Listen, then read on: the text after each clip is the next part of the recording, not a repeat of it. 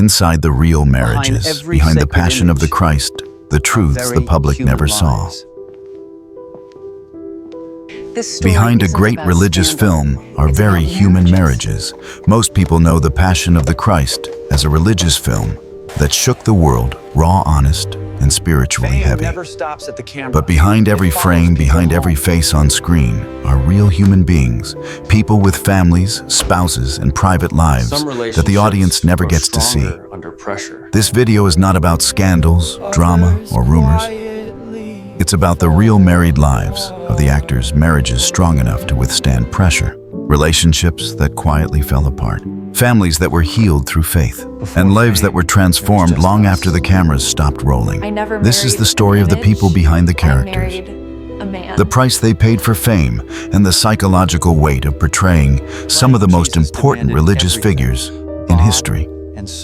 If you're ready, let's start with the man at the center of the entire film. Jim Caviezel, the actor who portrayed Jesus. Jim Caviezel, the man who played Jesus and the marriage that kept him grounded. Jim Caviezel is best known for the role that moved the whole world. But what most people don't know is that during filming he was facing a much harder challenge, holding his marriage and family together under enormous pressure. He married Carrie Browett Caviezel in 1996, back when he was still a young actor. Carrie isn't a celebrity and doesn't like the spotlight. She's a teacher and a former college basketball player.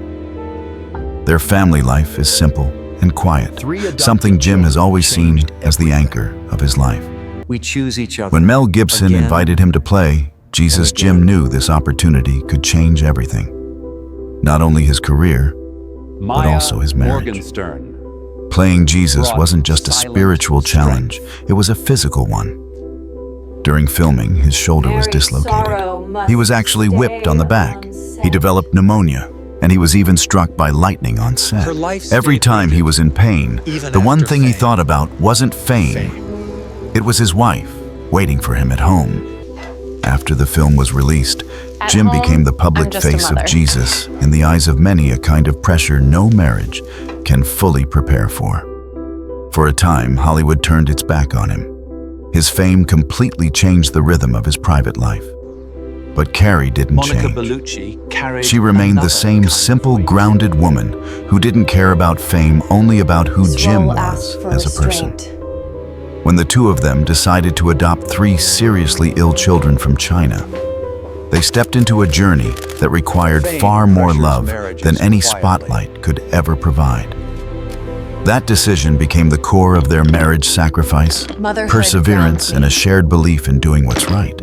Their marriage is not perfect, but it is strong because they keep choosing each other no matter how loud the outside world becomes. Maya Morgenstern, the mother on screen and the mother in real life. Maya Morgenstern, the actress who played the Virgin Mary, is one of the film's most subtle yet powerful presences. Her performance is quiet, but emotionally overwhelming. The interesting thing is her real life carries the same calm strength. Maya is from Romania and was already well known in European theater before Hollywood came calling. When she took the role she already had, children had gone through a divorce and was continuing to build a stable family life. Even after separating from her ex-husband, the two maintained a working relationship and co-parented without dragging anything into the media. One lesser-known detail: Maya is Jewish, which adds another deep level of meaning to her portrayal of Jesus' mother. On set, she had to carry the sorrow of a mother losing her son in every scene, while still holding on to the strength and silence of that role. She was very careful not to bring the heavy emotions of her character back home, because she knew on set she was Mary. At home, she needed to be a mother to her own children. I wasn't religious. After the film became a global phenomenon, Maya did not chase Hollywood. She kept her old life performing in theater, raising her children, keeping her home stable. That calmness is exactly what allowed her to create such a believable and moving Mary. Monica Bellucci, the Italian beauty, and a marriage full of undercurrents. Monica Bellucci, an icon of European beauty, played Mary Magdalene. The role demanded restraint and spiritual dignity, the opposite of the seductive image the public usually associates with her. In real life, Monica was then in a high-profile marriage with actor Vincent Cassel. Their marriage was passionate but complicated, famous but full of distance, committed but continually tested. They spent long periods living in different countries because of work, something very few couples can maintain. During filming, Monica had to balance the emotional heaviness of her role with raising their 2 daughters. In 2013, after more than a decade together, they divorced. No shouting matches in the press, no scandals, just 2 people who understood that their journey together had come to an end. What's special is that after the Passion of the Christ, Monica said the role made her think more deeply about loyalty, forgiveness, and unconditional love. According to her, these reflections helped her grow even within the reality of a marriage that eventually ended. Christo Shapov, Pontius Pilate, and a private life kept hidden. Christo Shapov, who played Pontius Pilate, is a veteran actor from Bulgaria, but a very private one. After the film, he unexpectedly became someone people recognized, especially in religious communities. He didn't anticipate that some people would criticize him because of the role. Others would talk to him as if he were Pilate himself. But Christo always kept a clear line between character and person. When it comes to his marriage and family, he chose to stay low profile, avoid media interference, and prioritize stability for his wife and children.